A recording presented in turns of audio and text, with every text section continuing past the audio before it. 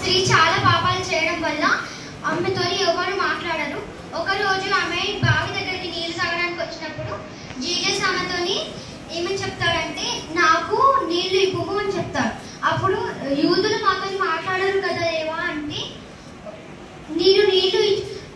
నా నీళ్లు తాగువాడు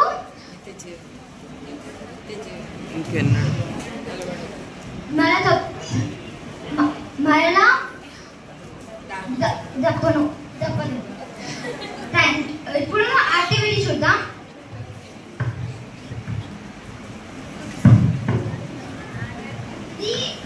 ఇది మనం అనుకుందాము, పాపాలతో నిండి ఉన్నాము.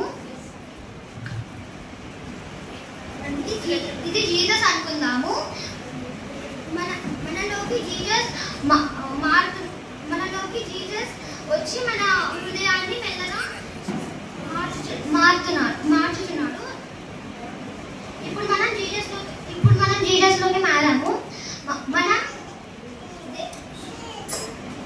మనం ఎన్ని పాపాలు చేసినా దేవుడు మనల్ని విడిచిపెట్టడా చూద్దాం.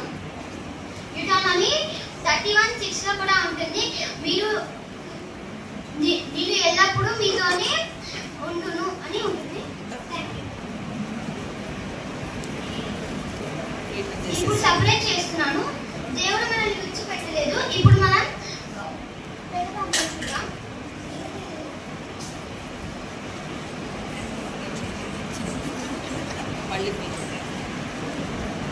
మళ్ళీ దేవుడు మనల్ని వదిలిపెట్టలేదు.